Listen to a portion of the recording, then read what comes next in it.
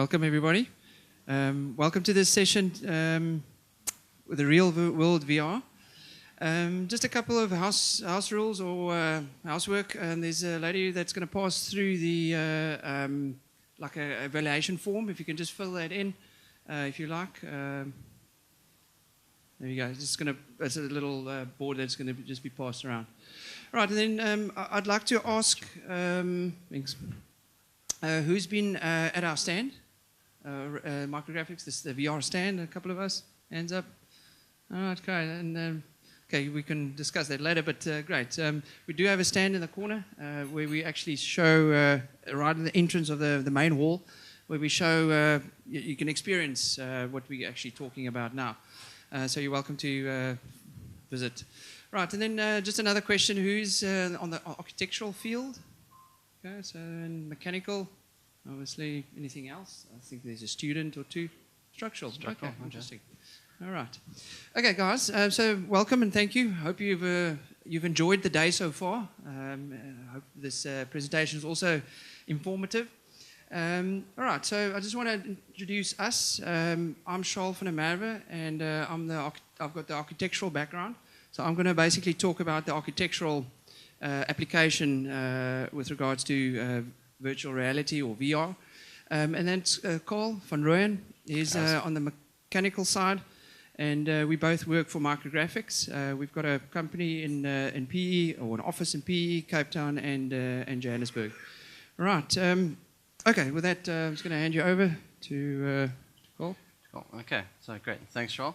So what I'm going to be looking at is what is virtual reality, kind of at a glance, give a quick history of virtual reality. Charles asked kind of who's been in our stand. If you were at our stand, did you actually go into virtual reality, see what it is?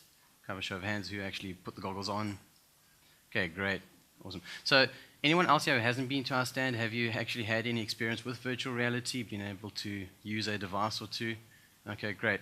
So most of us here have had some form of interaction, maybe just a very short interaction with VR. But we're going to look at what is it, how does it work, and why do we want to use it. So got 5 devices up here. Bottom row is kind of your entry-level everyday use. We've got Google Cardboard. You take your cell phone, you put it into the cardboard, running an app that splits the screen, and you can hold the cardboard and look around inside of an environment. The next one is the Samsung Gear VR, and Samsung's pushing this a lot. I think one of their releases, they were giving them away with the phones. And same thing, you put your phone in it, and you have an app running. It could be a game. They're now coming out with little controllers that you can now control your character in the game. And so you can have that. Then the one on the far right at the bottom, PlayStation VR. So you can actually play your PlayStation with the virtual reality controllers and move around. But the top 2 are sort of what we'd call the enterprise level. That is what you'd be using as a professional in the CAD industry. So on the right-hand side there, we have the Oculus Rift, which has head tracking movement as well as controllers that you can move around. And the HTC Vive on the left-hand side is what we have downstairs at our booth. That has what we call room scale tracking. So I'll get a little bit into that later on. It's one of the reasons why we chose to use that as our VR platform. And so that is kind of the idea of the devices that you can get. There are a lot more out there. These are kind of the more popular, more well-known ones, especially something like the PlayStation VR and the Gear, because you'll see them in your stores like Dion Wired, MTN, and so on. So what is it? What is this device that we see up here on the screen that you're putting onto your head? It is what we call a head-mounted display. It has 2 screens in it, 1 screen for each eye. And that screen itself depends on the manufacturer. It can be a AMOLED screen or OLED screen. I know some of the manufacturers are actually going with LCD screens. And you have a screen for each eye. The image that is actually shown to each eye is slightly offset. So as you would in real world, like I'm seeing you, each eye is seeing a slightly different image of this room. And that's what gives us the depth perception. So those 2 screens give you that stereoscopic image, and it fools your brain into thinking you're in another environment.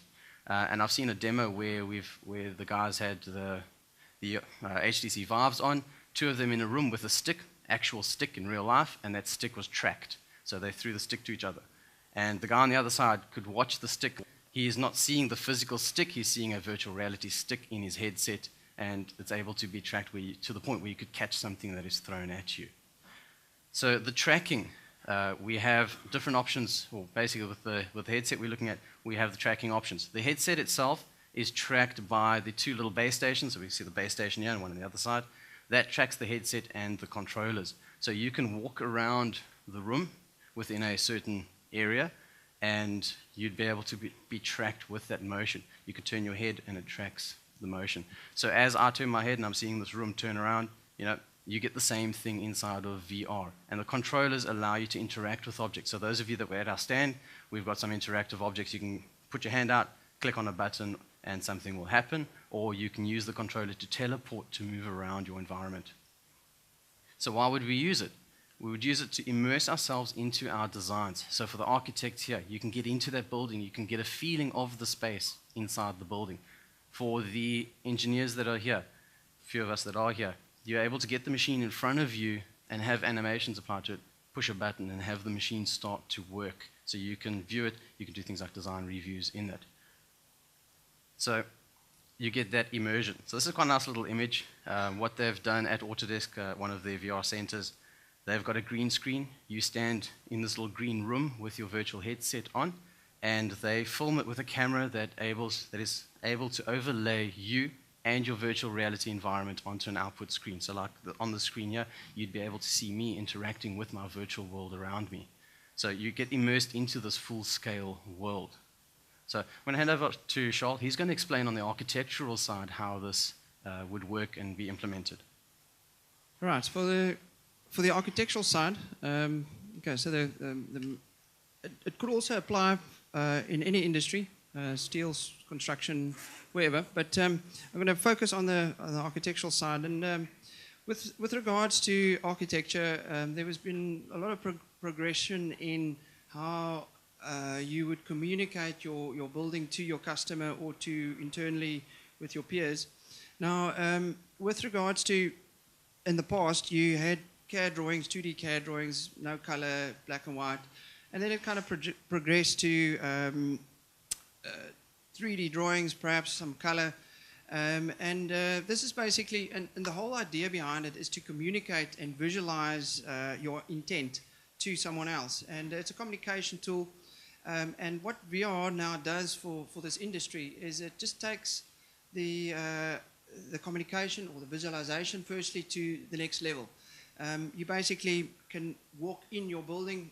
It's not a static component that floats or you walk through it. You actually stand in the building and you can interact with the building. So it just takes the visualization to the next level. All right, and that reduces obviously the scale of the time it takes to communicate your design intent to the client or to your peers, and right, it just as I said, it enhances communication and it takes your model and your design to the next level, right, as you experience the building. All right, so how to get to that point? There is various workflows in the architectural side. There's some that's not obviously in here as well. Non-Autodesk workflows, and there's one or two other Autodesk workflows that we don't focus on. But at this point, the little graphic there is Revit. Okay, so Revit is typically a starting point that most of us use, and then you can take it to Revit Live. Now, what Revit Live is, just a little bit of background. It was a standalone package that allows just an add-on within Revit. So you're in Revit, in the Revit model. Okay, I'll elaborate a little bit later, but Revit Live is just the VR application for Revit. So we'll discuss that workflow in a minute. All right. Now, with regards to the workflow, there's a little bit of a more technical kind of workflow where you would upload your Revit model to the cloud via add-in and then download that into the live editor, which then enables the VR. Right, optionally there, if you don't own any software or your customer doesn't own any software, you can download, or she can download a viewer called the Revit Live Viewer, and they can view the VR in that live viewer for free. So you just pass on that actual file. All right, I'm going to explain it a little bit later. And then the second workflow is Revit to 3D Max. We all know Max. So where Max has now also an add-on called 3D Max Interactive. It's kind of free if you've got 3D Max. So you go into your Autodesk account, you just download the Max Interactive, and it's a little freestanding app that you can fire up and do the interactiveness or add interactiveness to the Max model. And it enables VR headsets. Right, I say headsets is those two premier headsets that Carl talked about, the HTC Vive and the Oculus Rift. That's the two that are capable. All right, so just going more a little bit of in depth in the process, that first workflow. You've got your Revit model, basically standard Revit file, and with installing Revit Live, it installs a add-in into the user interface of Revit. It's a one-button click. What it does, it verifies your model with some inconsistencies, which you can just fix by clicking the little fix buttons. Right, once that's done, it goes through a process of uploading the model to the cloud. It then does some processing. That takes a couple of minutes just with that specific model. The upload took about 5 or 10 minutes. It was about, or even less. It was a 17 meg file, so just the time it takes to upload. And then the processing took similar, it was like 5, 10 minutes, and then the download is exactly a little bit faster. All right, so in less than a couple of minutes, you've got the VR environment. And but what it downloads is a Windows file or a Revit Live file called LVDM. And that can be transferred between PCs and whatever, or emailed or uploaded to a different other formats, but or not formats, but sharing applications. Right. Once you've got that format, you can. You've all seen the screen maybe at this at the booth, but if you see the screen, you can actually with your mouse also navigate through the building, teleport to different areas, and also interact with the buildings. There's some the camera, the previous camera points are little waypoints which you can click on and travel to there. If you want to enable the VR, it's just a button you click and there we go. So it all gets taken care of within the VR environment or within the Revit Live environment. And then optionally, you can export it to the Revit Live viewer, which is free. All right, and then that can then be shared to other Windows PCs or even iOS. All right. Okay, then the second workflow, basically, you would take your Revit model, and this is the one that we kind of showed in one of the in the one demo downstairs. It's just a Revit model that you open 3D Max, import the Revit model. It's a simple, in Max, you just go to import. What it does, it takes it through.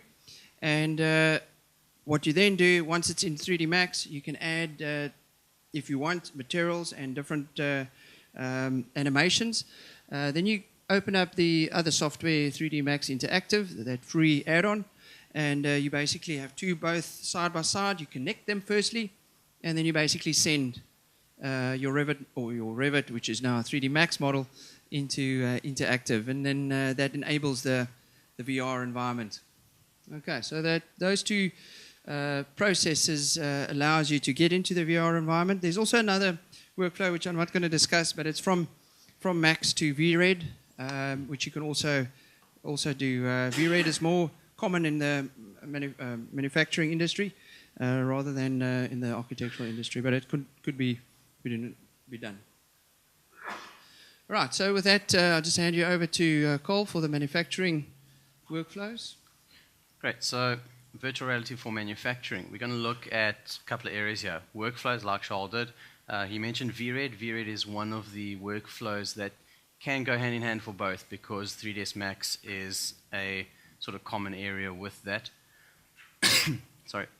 So we're going to look at the 3 different workflows in the mechanical field, and then we're going to look at what are the implications for marketing and engineering. So 3ds Max, VRED, what Charles mentioned. Just a quick explanation of VRED, or show of hands, who has heard of VRED or seen VRED? Okay, so VRED is a high-end, near to photorealistic rendering software that allows you to output your 3D model into a virtual reality environment.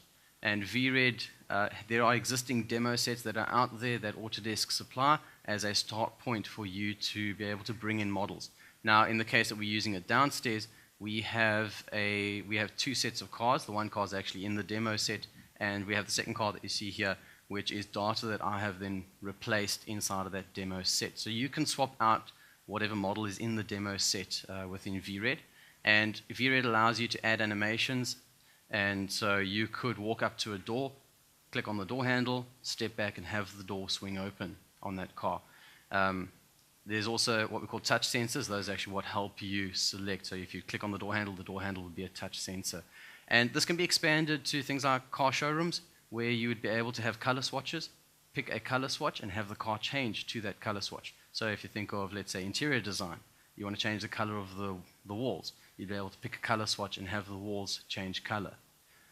And that also then has the send to VR function. So like we're doing downstairs, you go and you change your view, basically just changing the output display that is being used. So you send that to VR. So as long as your VR is connected to your PC and up and running, it will then detect it and send through to that.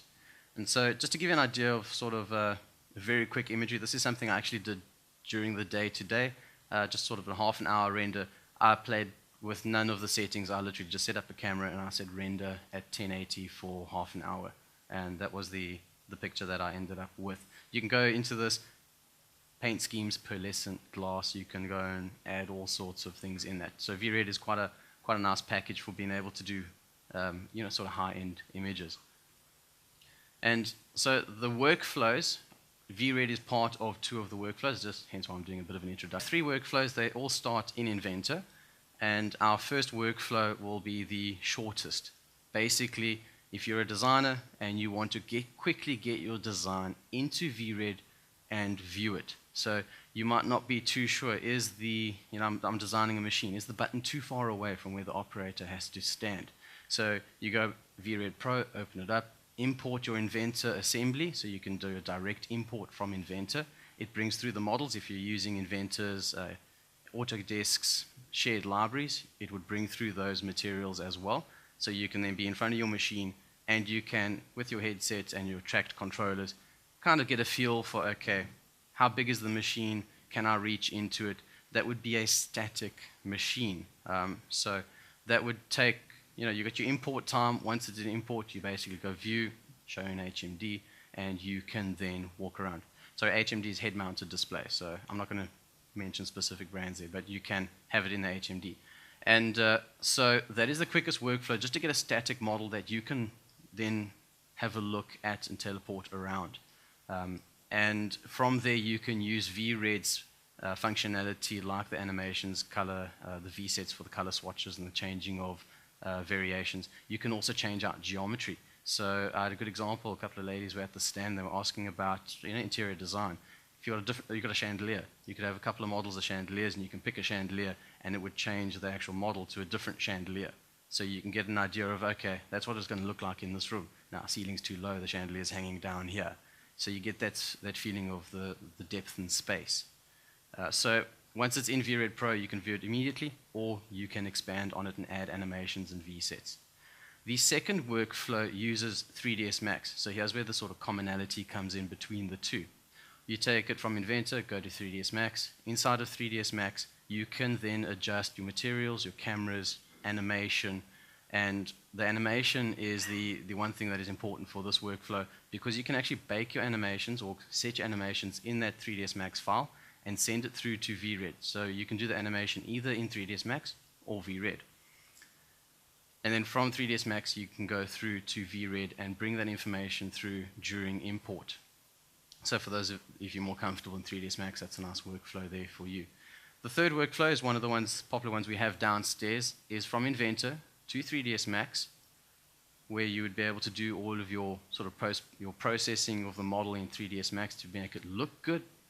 Then from there, you push that through to Max Interactive using the connected workflow that Charles explained. Now, for those of you that design the two screens, the nice thing is that inside of, let's say you've got 3ds Max on one screen and Max Interactive on the other screen, you can synchronize the cameras. So when you move the camera in Max, the camera moves in Interactive. So you've always got the same synchronized view. You don't have to go in this one and, okay, where's that model now again? And you got the level send all function, so it takes all of your Max Interactive, or it takes all of your 3ds Max models, pushes it to Interactive. And then if you add something else in Max, you just select that object and say, push it over to Max Interactive. So you can quickly and easily throw models across into Interactive. And it also creates instances. So if you already have a chair, it doesn't have to re-export and import the chair. It just makes a copy of that chair. So that is quite quick. The point of Interactive, though, you might be, well, why we've got this extra software, Interactive. The point of Interactive is that it allows you to actually interact with the environment. It is based on Stingray, which is Autodesk's games engine, so it has physics built in. I can pick up an object in 3ds Max Interactive. I could walk up to something, I could pick it up, I could move it, and I could drop it again. Gravity will pull it to the ground, and it'll hit the ground. The one demo that comes standard with the software actually has a baseball bat and a couple of baseballs. So you can throw the baseball and actually hit it. So there's that interaction. Now, for machine design, that interaction comes into where you can actually walk up to the button, push the button, and have it start an animation, and the machine can animate through its cycle. And you can then stand there as if you were the machine operator and watch the machine go through its cycle. And that then allows, let's say, for operators to get more insight into how the machine should work. Operators also have a good understanding of, you know, when I'm working, what is a safe environment? I can see that this might cause an issue. I can't see that part of the machine, so it may cause issues. I can't get to the emergency stop quick enough. So you can answer those sorts of questions inside of the VR environment. So using the VR environment, how does this help for marketing? So for marketing, you have potential customers, and you know, this actually, I'm talking about machines specifically, but this will apply for the architectural side as well. You can take a customer and you can bring them into a model, place them in that environment, in this case next to the machine, before they've even seen a 2D drawing for the machine. You can do a quick concept machine for them to see. So they can look at it, and I'll admit it, you know, I hate trying to read 2D drawings. I think a lot of you look at a 2D drawing, and you've got to try to figure out what's going on, especially if you've got a stack of like 20 or 30, 500 of these drawings. You've got to try to page through them and figure out what's going on. And a lot of times when you're pitching, you've got people that may not be of a technical background that have to decide on these things. So it's easier for them to just see something in the virtual world. So you can put the person there next to the machine. They can understand the machine, how it works, the size of it. If it's an architectural building, they can get an understanding of the space. They can then also inspect it. You can go and stick your head in the machine. You know, you don't have to be scared that you're going to bump your head on something. You're not going to get full of grease. You can walk around it, teleport around it, have a look, and inspect it, and interact with it, like I said, with the pushing of the buttons. For those mechanical here, you get a light curtain that you pass your arm through it, the machine stops. You can have that kind of interaction, so you can see how does an emergency stop work in this instance. And ultimately, this quicker understanding of how the product is designed and works leads to a faster approval of the designs. Let's say you're doing a design review with the customer, they can understand it a lot quicker. Then for the engineers themselves, it allows the engineer to explore the model at any critical stage of the design. So maybe initial concept sign-off between designers. They can use that first workflow to get it into VRED, put the headset on, have a look at it, and I'm happy. Next guy puts the headset on, has a look at it. And in VRED, they actually have a multiple collaborative workflow that we'll talk about a little later on. You can view alternate designs with those VSets that I mentioned. So you can see design option A, design option B, which one do you think is going to work best? And once again, just the design review side of it, you're able to see this even with the customer, get the customer's engineer to come out and look at it and see if they're happy with it. And also, once again, animation, do motion studies. Are we happy with the way this machine works? Is there enough travel? Are there going to be clashes within the machine? according to the cycle that we've specified for it.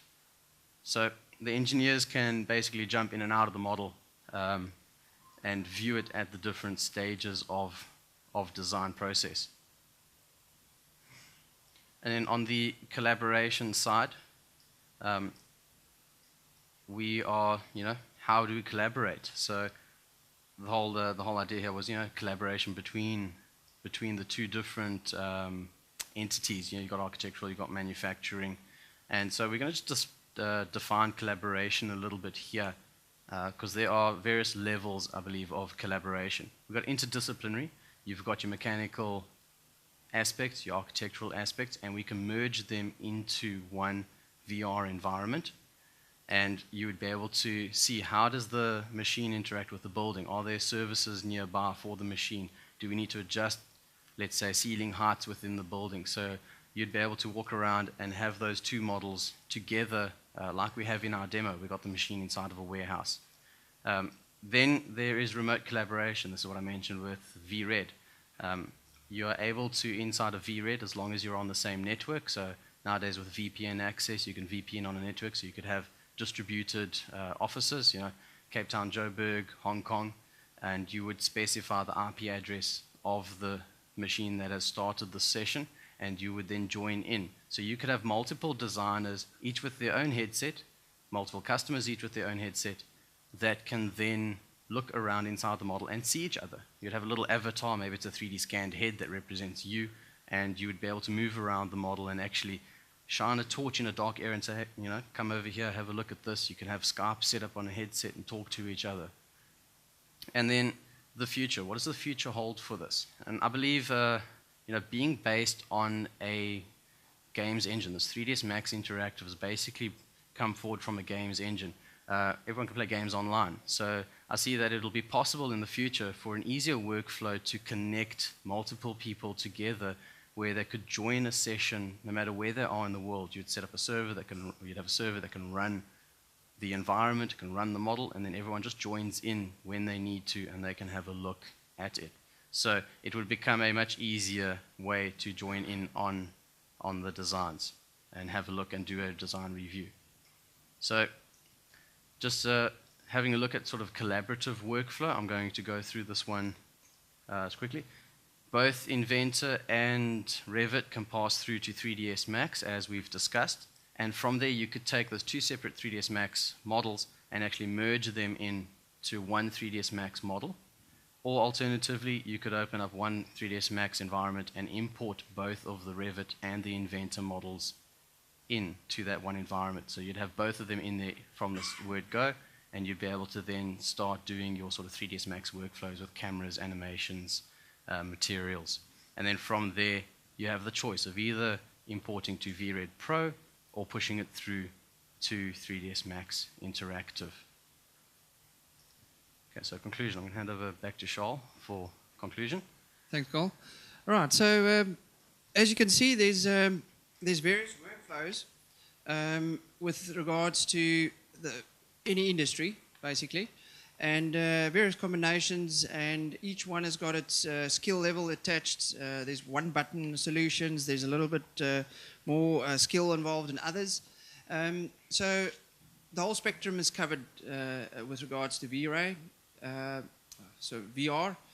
And what this actually means is that we're getting closer to the digital prototyping or the BIM scenario, where you can be immersed in your product and as a real, and interact with that as a real life scenario, and it'll just improve. This is kind of the first level of VR. I'm sure that earlier this morning in the keynote speakers and speaks and talks. So it's just the start of a new technology that is being developed, and I guess the first guys on it and the first guys that's skilled in it will benefit will benefit themselves, as they in front of the competitors. So it's something to get into. It's certainly a wow if you put that headset on, and your customers could also have a wow, and that's what we're after. We're all after just that little bit of extra edge that elevates your company between or between the others. Above your Oh, competitors. yeah, there we go. Thank you very much. Yes. The Navisworks, it's basically, I'll ask Okay. Carl. Yeah. So Navisworks, what I've seen with Navisworks is you can output panoramas, and your panoramas you'd be able to view in something like Google or Cardboard. So that is sort of the looking at your entry level VR devices, where Navisworks can export basically create a panorama. It would give you a QR code that you can scan on your phone, and then you would have that on your phone, put in your Cardboard or your Gear VR, have that on, and you would then, it's a stationary because those devices are not tracked. They basically use their gyroscopes and accelerometers, and you would then be able to have a look inside of your Navisworks model like this. So you could place me in front of a machine or inside of a plant, and I'd be at this position. Okay, I can see kind of what everything is going on within this view, but you wouldn't be able to physically walk or teleport from there. No, so it's only panoramas. So it would be that one fixed view that you'd be able to look at, that 360 panorama. It's like going onto Street View in Google and being able to move that Street View camera up and down, rotating around. So it doesn't support the Vive or Oculus Rift. It's just your phone based. Does that have any functionality sort of to move my ears panorama? I think you do get panorama viewers for your phones. You'd be able to probably put those on the panorama viewers, and then next scene. So you can create separate panoramas and then be able to move through them. I would imagine that's possible workflow. Yeah. Any other questions on that? Okay, we'll have a Q&A. So we'll have Q&A at the end. Yeah. Okay, so you just press enter. There's just Okay, a little yeah. example. So me just making a bit of a fool of myself in the stand. So for those of you who have seen the stand, this was just last night when it was a little bit empty.